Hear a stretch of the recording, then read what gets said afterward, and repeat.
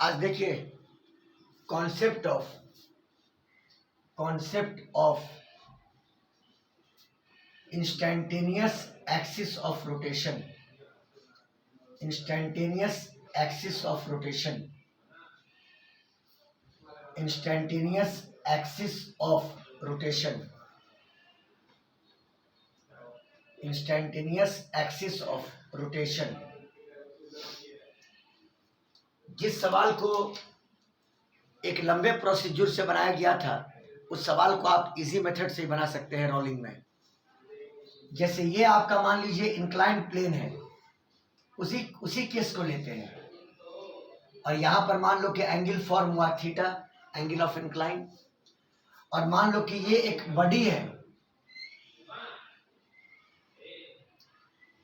जो rolling without slipping perform कर रहा है। ये बॉडी इंक्लाइन प्लेन के ऊपर रोलिंग विदाउट स्लिपिंग परफॉर्म कर रहा है। ठीक है, ये उसका सेंटर ऑफ मास हो गया। ठीक है, और ये पूरी बॉडी इस हॉरिजॉन्टल एक्सिस के अबाउट, जो सेंटर ऑफ मास से पास कर रहा है, उसके अबाउट बॉडी रोटेट कर रहा है। और आपका जो सेंटर ऑफ मास है वो ट्रांसलेट कर रहा है। आपका centre of mass horizontal inclined surface के बिल्कुल पैरेलल स्ट्रेट लाइन पर नीचे आ रहा है, तो इसका एक्सेलरेशन ए मानते थे और एंगुलर एक्सेलरेशन अल्फा हम लोगों ने माना था। और कंसीडरेशन ये था कि ये body rolling without slipping perform कर रहा है ना। इंक्लाइंड प्लेन के ऊपर ये रोलिंग डाउन कर रहा है और विदाउट स्लिपिंग, मतलब ये कांटेक्ट पॉइंट, इस कांटेक्ट पॉइंट की वेलोसिटी 0 के बराबर है। समझ में आई बात? यही ना कंडीशन बताए थे, बोलिए। Yes sir. हाँ, let us consider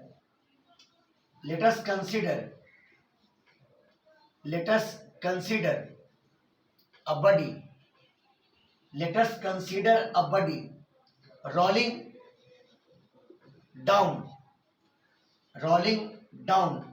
without slipping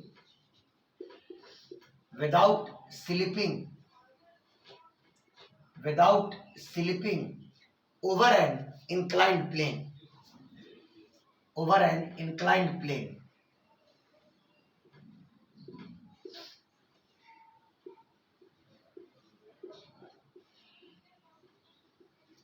अब ये बताओ कौन सा पॉइंट स्लिप नहीं कर रहा है कांटेक्ट पॉइंट पे?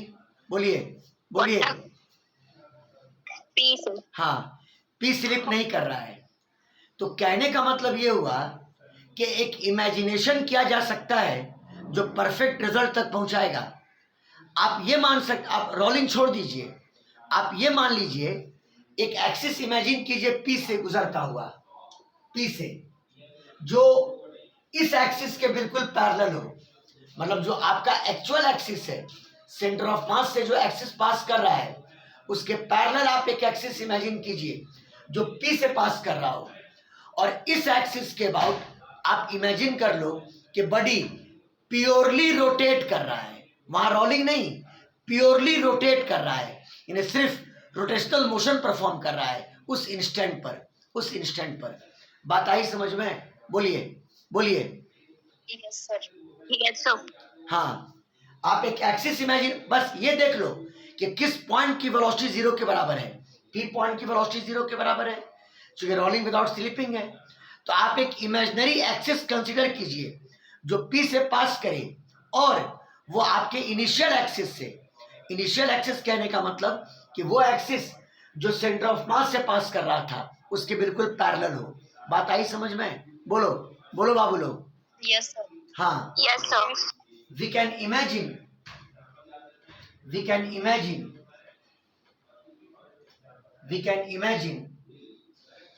an axis passing through P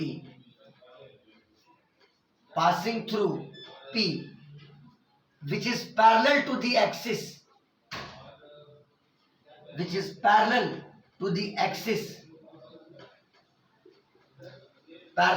axis passing through passing through centre of मास। लिखना इतना नहीं है आपको एग्जाम में, ये तो आपको समझाने के लिए हम लिख रहे हैं। आखिर मैटर बताएंगे ना, क्या मैटर है, क्लियर है। और ये जो नया एक्सिस आपने इमेजिन किया जो पी से पास कर रहा है, उस एक्सिस के अबाउट आप ये मान लो कि उस इंस्टेंट पर बॉडी सिर्फ प्योरली रोटेट कर रहा है। पूरी बॉडी उस एक्सिस के अबाउट प्योरली रोटेट कर रहा है। बात आई समझ में? बोलिए। Yes, sir. हाँ, Yes, sir. about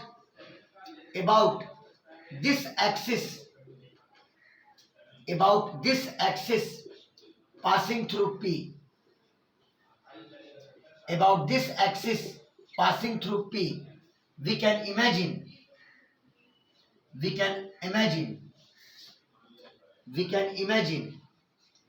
that the body performs pure rotational motion। वहां रोलिंग मत सोचिएगा, pure rotational motion. Body performs pure rotational motion.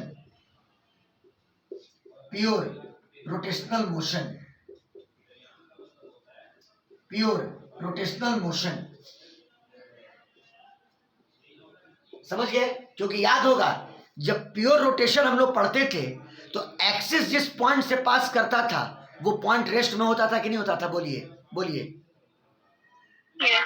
याद कीजिए, अरे याद कीजिए, सब कॉन्सेप्ट दिए हुए हैं। जब याद कीजिए, जैसे मान लीजिए ये रड है और यहाँ पर हम लोग उसको फिक्स कर दिए, एक्सिस ये हो गया। अब रड रोटेट करेगा, रड सिर्फ रोटेट करेगा तो ये वाला पॉइंट फिक्स्ड होगा नहीं जी, ये पॉइंट फिक्स्ड होगा ना? Yes, sir. हाँ, ये पॉइंट फिक्स्ड होगा और बॉडी सिर्फ यहाँ पे प्योर रोटेशनल मोशन परफॉर्म कर रहा है। तो वही यहाँ पर इमेजिन करना है कि इस एक्सिस के अबाउट जो पी से पास कर रहा है, body pure rotational motion perform कर रहा है। हालांकि ये रियलिटी नहीं है, बस ये इमेजिनेशन है जो आपको परफेक्ट रिजल्ट तक पहुंचा देगा। समझ गए बात को? तो देखो, इस एक्सिस को क्या बोलेंगे? Instantaneous axis of rotation. इस एक्सिस को क्या बोलेंगे? बोलिए, क्या बोलेंगे? Instantaneous axis of rotation.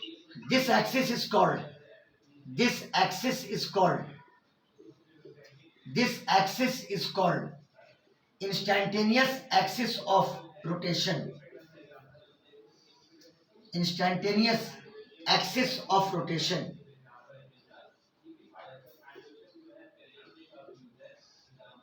चलिए, यानी अब आपको सेंटर ऑफ मास के मोशन को पढ़ने की कोई जरूरत नहीं है, क्योंकि आप तो ये इमेजिन कर लिए कि बॉडी सिर्फ प्योरली रोटेट कर रहा है। समझ गए बात को? तो सेंटर ऑफ मास के मोशन को भी पढ़ने की जरूरत नहीं है। कहोगे सर आपको तो एक्सेलरेशन सेंटर ऑफ मास का ही निकालना है। अरे वो हम निकाल लेंगे, उसका टेंशन नहीं है। पहले जो इमेजिन किए उस पर वर्कआउट कीजिए तो ठीक है। अब बॉडी पर आप फोर्स लगाइए, टॉर्क निकालना होगा ना कम से कम, क्योंकि रोटेट तो कर रहा है। हमने रोटेशन तो इमेजिन किया तो टॉर्क निकालना होगा। टेल सी पर नीचे mg, याद होगा पी पॉइंट पर ऊपर की तरफ fs और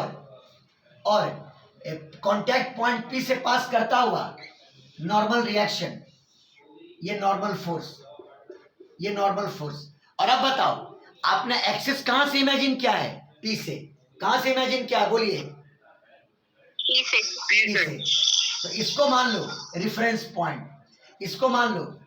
पॉइंट और निकाल दो अब टॉर्क। तो सुनो, इस बार एफएस का टॉर्क 0 हो जाएगा। क्यों? एक्सिस ये है और एफएस एक्सिस को इंटरसेक्ट कर रहा है, तो एफएस का टॉर्क 0, नॉर्मल फोर्स का भी टॉर्क 0, यानी टॉर्क सिर्फ mg का होगा। टॉर्क सिर्फ किसका होगा? बोलो, टॉर्क सिर्फ किसका होगा? mg का टॉर्क होगा। हाँ, mg का टॉर्क होगा।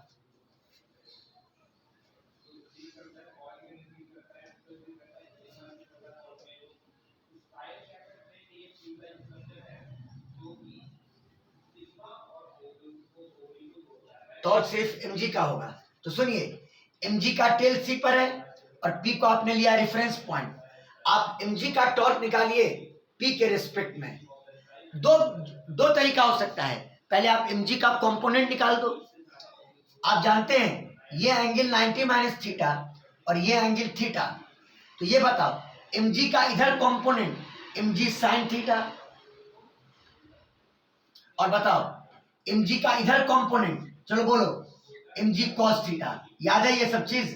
बोलिए बोलिए, अरे बोलिए जी, मैच्योर Yes, बनिए sir. ना। अब Yes, नीट sir, का याद एग्जाम है। दीजिएगा जाकर के ना। mg का इधर सब बच्चा वाला चीज है ये सब। mg का इधर कंपोनेंट बोलिए mg cos theta, cos theta. और डाउन दी प्लेन mg का कंपोनेंट mg sin थीटा। अब गौर Sin करो, theta. Yes, sir. ये वाला जो कंपोनेंट है, ये वाला कंपोनेंट, ये भी तो जाके एक्सिस को कट कर दे रहा है, ये भी जाकर के एक्सिस को कट कर दे रहा है। यानी mg cos थीटा कोई टॉर्क प्रोड्यूस नहीं करेगा, तो टॉर्क प्रोड्यूस कौन करेगा? mg sin theta. कौन प्रोड्यूस करेगा? बोलिए कौन प्रोड्यूस करेगा? mg mg sin theta. mg sin theta. हाँ, torque of mg sin theta, torque of mg sin theta, ये बराबर mg sin थीटा का टेल c पर रेफरेंस पॉइंट p है। फॉर्मूला होता था r cross f। r vector का मतलब pc वेक्टर, r वेक्टर का मतलब pc वेक्टर, यानी pc vector across product f vector. और ये बताओ ये pc वेक्टर और ये f वेक्टर दोनों के बीच का एंगल 90 डिग्री, ये pc और ये f दोनों के बीच का एंगल 90 डिग्री, यानी pc इंटू f साइन 90 का वैल्यू 1, pc की value r, radius r, f की value mg sine theta, sine 90 का वैल्यू 1, यानी टॉर्क कितना आ गया? बोलो कितना टॉर्क आ गया? बोलो mgr साइन थीटा। हाँ, mgr साइन थीटा। अब टॉ बराबर कितना होता है? टॉ बराबर कितना होता है? I alpha, since tau is equal to I alpha. I किस एक्सिस के अबाउट? वो जो p से पास कर रहा है, वो एक्सिस जो कहां से पास कर रहा है? बोलो p से पास कर। हाँ, आई पी लिख दो, I P into alpha. Torque का वैल्यू mgr साइन थीटा अब बराबर आईपी की वैल्यू आप निकाल सकते हैं पैरेलल एक्सिस थ्योरम से। आईपी बराबर आईसीएम प्लस एमआर स्क्वायर। बोलो क्लियर, बोलो पैरेलल एक्सिस थ्योरम। अरे आईपी की value IC plus MR square होगा कि नहीं होगा? बोलिए। Yes, sir. होगा। Yes, sir. आईपी की value IC plus MR square into कितना? अल्फा। यहां से अल्फा निकल गया बिना कुछ किए हुए, बिना सेंटर ऑफ मास के मोशन को पढ़े हुए, सिर्फ यहां से एक इमेजिनरी एक्सिस ऑफ रोटेशन लिया और हमने मान लिया कि बॉडी इस एक्सिस के अबाउट प्योरली रोटेट कर रहा है। हमने अल्फा कैलकुलेट कर लिया। तो बताओ अल्फा का वैल्यू कितना आया? mgr साइन थीटा, ये कैपिटल mg कर दो इसको,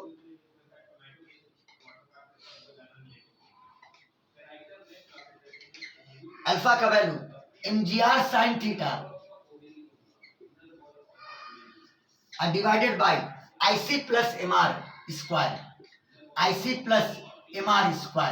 बोलो क्लियर है? सर कहोगे सर आपको तो निकालना था सेंटर का एक्सेलरेशन, वो तो आप निकाले ही नहीं। रोलिंग विदाउट स्लिपिंग है ना, अब छोड़ दो।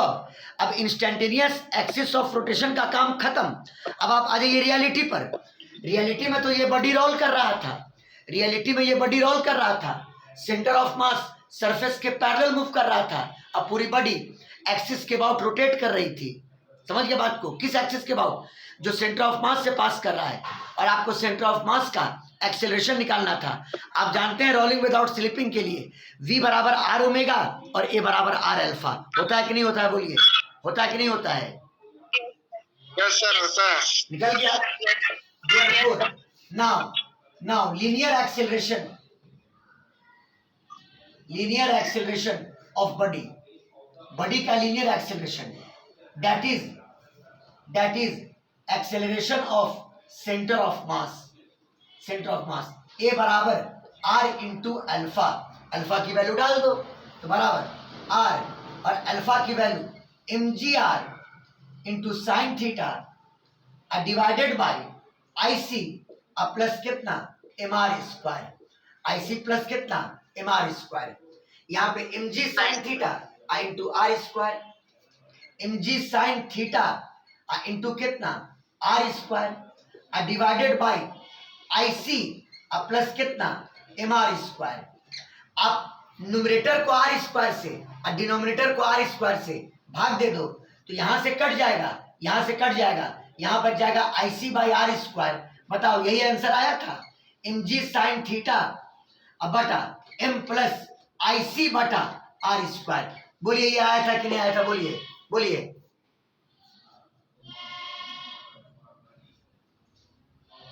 Yes sir. कोई नहीं रिस्पॉन्ड कर रहा, मतलब कैसे लोगों का क्लास हम ले रहे हैं, ताज्जुब की बात हमको लग रही है। ये अरे आप लोग एग्जाम के लिए इतना चिंतित है जी, लेकिन देखते हैं कि कुछ एक्टिविटीज अपने अंदर है ही नहीं। आप लोग पढ़ते क्या है इसका मतलब?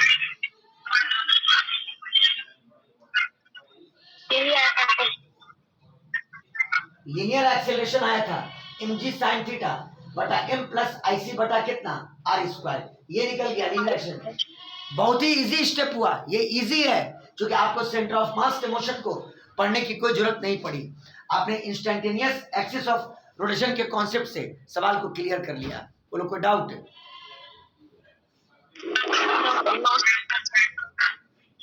स्क्रीनशॉट लीजिए।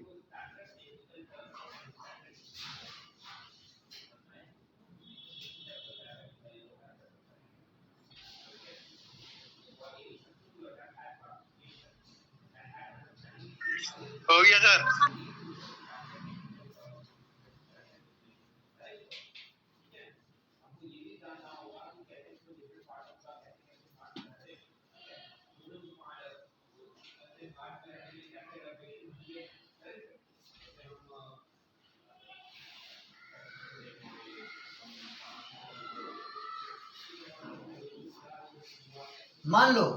मान लिया जाए ये कोई रफ सरफेस है। लो एक क्वेश्चन देते हैं आपको, पूछा हुआ एग्जाम में, नीटो में पूछा है क्वेश्चन। ये एक रफ सरफेस है, ये सेंटर रेडियस आर। मान लो tangentially force F horizontally apply किया गया, tangentially F force horizontally apply किए और ये रोलिंग विदाउट स्लिपिंग परफॉर्म कर रहा है सरफेस पर ये रोलिंग विदाउट स्लिपिंग परफॉर्म कर रहा है। और कहा जाए कि इसके सेंटर ऑफ मास का लीनियर एक्सेलरेशन निकालिए। समझ गए? A force F is tangentially applied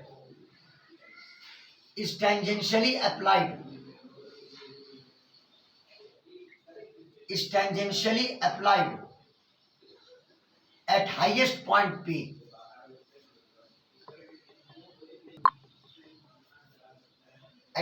point P, at highest point P, ठीक है। और मान लो कि ये डिस्क है और ये डिस्क मान लो प्योरली रोल कर रहा है सरफेस के ऊपर। हाँ, disc purely rolls over surface, है ना। कहा जाए सेंटर का लीनियर एक्सेलरेशन क्या होगा, कैलकुलेट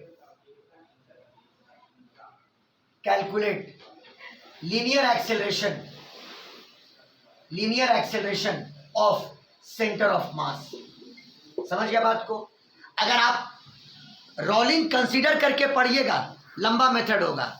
जब कह दिया कि ये रोलिंग विदाउट स्लिपिंग है तो इस कांटेक्ट पॉइंट की वेलोसिटी जीरो। बोलो बोलो बोलो।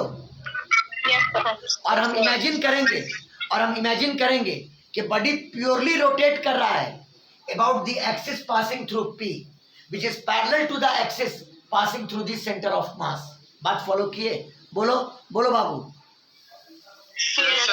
हाँ, we will imagine, इतना लिख देते हैं खाली, we will imagine we will imagine pure rotation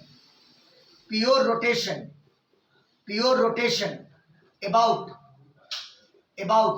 axis passing through P, about axis passing through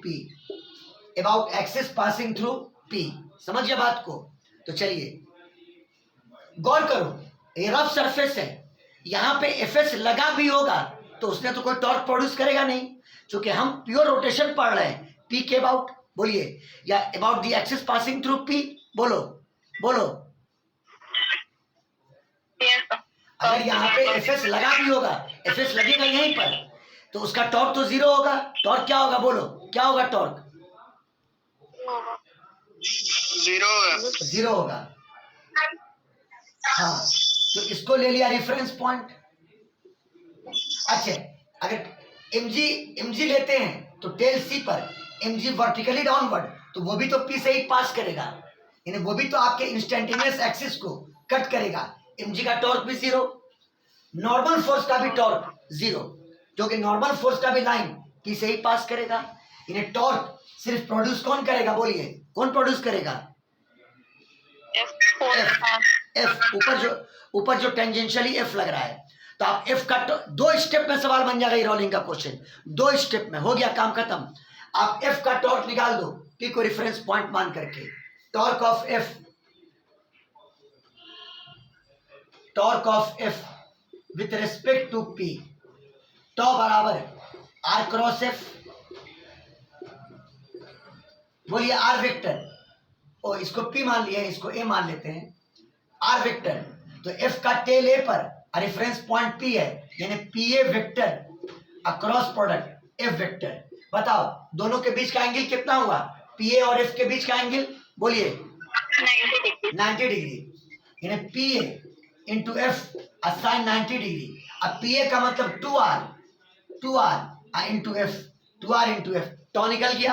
अब टॉ बराबर कितना? टॉ बराबर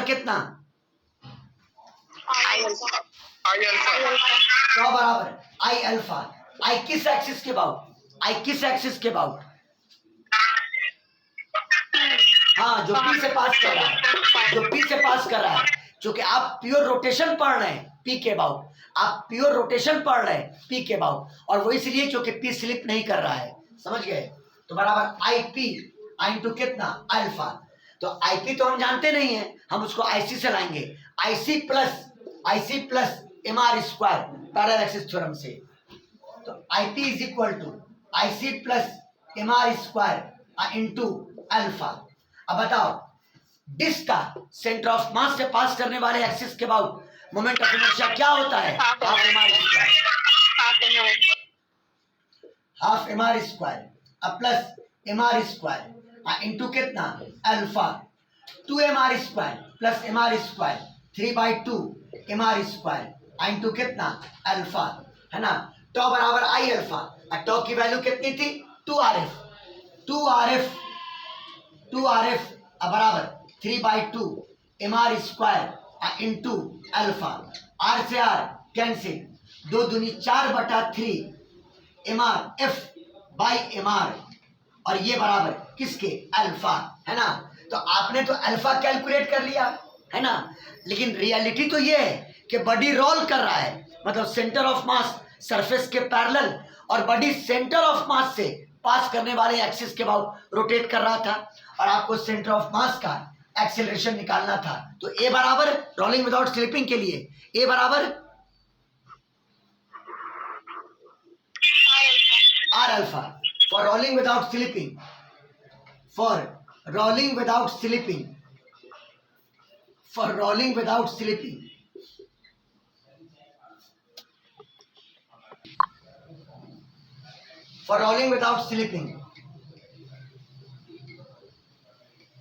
A is equal to r alpha.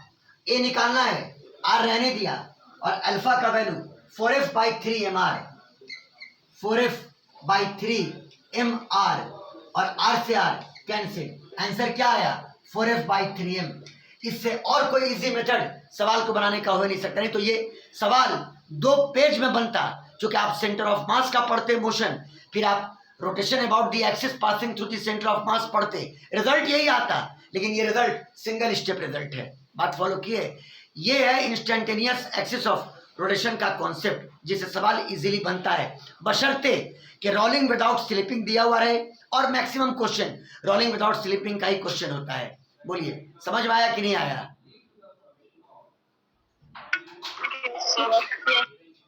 और इसकी प्रैक्टिस तो हम जानते हैं कि कचरे के ढेर में आप लोग फेंकिएगा, प्रैक्टिस कीजिएगा नहीं इसका, वो तो कंफर्म है हमको। आप आगे बनाइएगा जाकर के, आगे बिना इसको देखे हुए। आइए, क्वेश्चन 4 बार पूछ चुका है एग्जाम में। ये बताइए, रोटेशन को और आगे कंटिन्यू किया जाए कि अगला क्लास से नेक्स्ट चैप्टर शुरू करें?